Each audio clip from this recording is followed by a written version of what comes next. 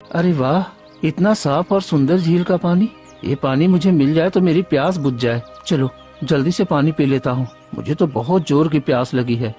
फिर रघु झील के पास पहुँचता है। तभी उसकी नजर एक पेड़ के बगल में पड़े एक घायल हिरन पर पड़ती है। अरे ये तो घायल है, लेकिन मैं क्या करूँ? वैसे भी इस जंगली जानवर के लिए मैं अपना वक्त खराब क्यों करूँ? मुझे तो बहुत जोर की प्यास लगी है। चलो पहले पानी पी लेता हूँ। रघु जैसे ही झील से पानी पीने के लिए हाथ डालता है, तभी अचानक उसके हाथों में पानी की जगह सोने चांदी के सिक्के निकलते हैं। अरे ये क्या, मेरे हाथों में सोना चांदी? ये तो जादुई झील है। आज तो मेरी किस्मत खुल गई। अब मैं अमीर बन जाऊंगा और सारा खजाना अपने घर ले जाऊंगा। तभी अचानक तेज रोशनी फैलती है और रघु उसी झील में समा जाता है। तभी एक रहस्यमयी आवाज आती है। तुमने क्या सोचा था? लालच में इस झील को छुओगे और बच जाओगे।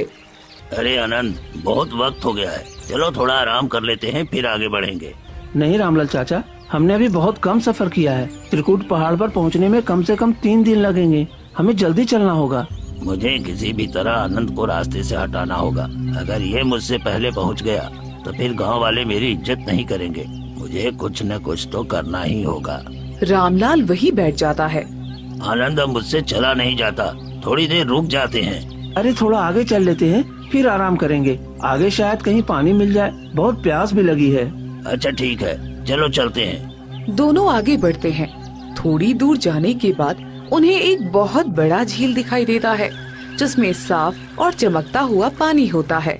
अरे आनंद, देखो कितना बड़ा झील है और कितना साफ पानी है। क्यों न हम यही पानी गांव में ले जाएं? मुझे नहीं लगता कि हमें और दूर जाना चाहिए। नहीं, ये सही नहीं है। हमारे गांव के पास जंगल में कोई झील नहीं है, फिर ये अचानक यहाँ कैसे आ सकता है? छोड़ो ये सब, सबसे पहले पानी पी लेते हैं, फिर सोचेंगे। तुम जाओ, मैं यही इंतजार करता हूँ तुम्हारा। फिर रामलाल झील के पास जाता है और वहाँ उसे एक घायल हिरन दिखाई देता है। अरे यहाँ तो एक घायल हिरण है, लेकिन मुझे क्या, मुझे तो पानी पीना है। रामलाल जैसे ही झील में हाथ डालता है, उसके हाथ में सोने चांदी आ जाते हैं। अरे ये तो सच में धनी बनने का मौका है। अब मुझे गाँव वालों की क्या परवाह, मैं सारा खजाना लेकर लौट जाऊंगा और आराम की जिंदगी जीऊंगा और इस आनंद को यहीं मार कर फेंक दूंगा और गांव वाले समझ भी नहीं पाएंगे। मैं गांव वालों को झूठ बोल दूंगा कि आनंद लालच में सोने चांदी के चक्कर में पहाड़ से गिरकर मर गया। हाँ, यही सही रहेगा। रामलाल लालच में आकर झील से खजाना निकालने लगता है। तभी अचानक तेज रोशनी फैलती है और रामलाल झील के अंदर समा जाता है। वहीं दूसरी तरफ आनंद अकेला इंतजार करता रहता है। इतनी देर हो गई, रामलाल चाचा अभी तक क्यों नहीं आए? मुझे जाकर देखना चाहिए। आनंद झील की ओर बढ़ता है। वहाँ पहुँचकर देखता है कि वहाँ कोई नहीं है। ये क्या, अभी तो रामलाल चाचा यहीं आए थे, फिर वो गए कहाँ? कहीं झील में तो नहीं गिर गए? आनंद आगे बढ़ता है कि तभी उसे वही घायल हिरन दिखाई देता है। हे राम, इस बेचारे बेजुबान के सिर से कितना खून निकल रहा है। मुझे इसकी मदद करनी चाहिए।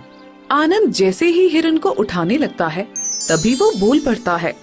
तुम पहले व्यक्ति हो जिसने इस झील के पानी की जगह मुझे चुना है। अरे ये क्या, तुम बोल सकते हो?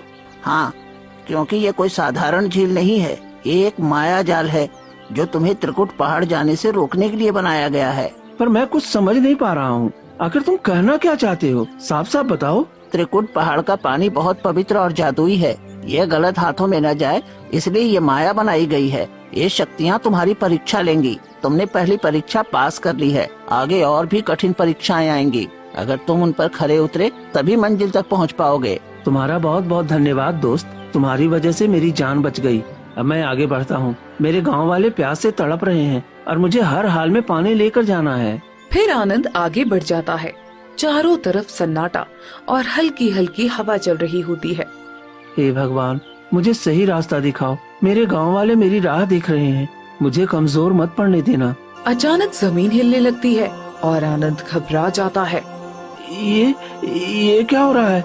यहाँ सब कुछ हिल कैसे रहा है?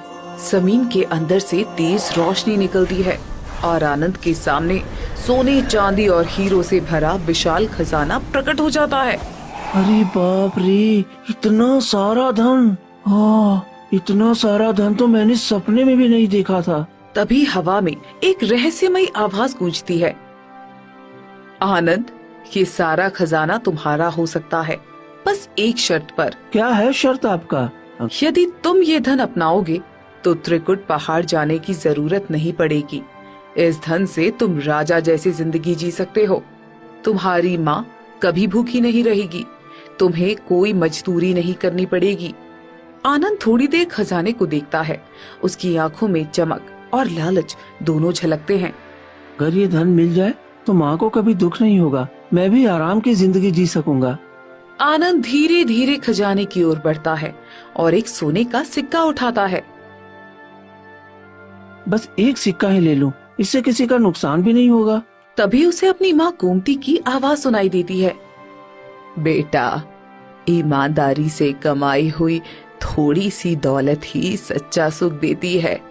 गलत रास्ते का धन कभी चैन नहीं देता। माँ, आपकी आवाज यहाँ कैसे? ये क्या हो रहा है? तभी गांव वालों की आवाज सुनाई देती है। आनंद, आनंद हमें बचा लो, हम प्यास से मर जाएंगे। आनंद, हम सब तुम्हारे भरोसे हैं। तभी आनंद की आंखों में आंसू आ जाते हैं। वो सिक्का वापस खजाने पर रख देता है। नहीं नहीं, मैं ये धन नहीं लूंगा। अगर मुझे अमीर बनना है तो अपने गांव वालों को बचा कर बनूंगा। माँ की इज्जत और गांव वालों की जिंदगी इस धन से कहीं ज्यादा कीमती है। तभी तेज हवा चलने लगती है। खजाना धीरे धीरे गायब होने लगता है। शाबाश आनंद, तुमने लालच की परीक्षा पास कर ली। तुम्हारा दिल साफ है। अब आगे की राह तुम्हारे लिए खुल गई है। आनंद के सामने एक नया चमकता हुआ और उसके सामने रास्ता बन जाता है। अब चाहे कितनी भी मुश्किल आए, मैं पीछे नहीं हटूंगा। आनंद आगे बढ़ जाता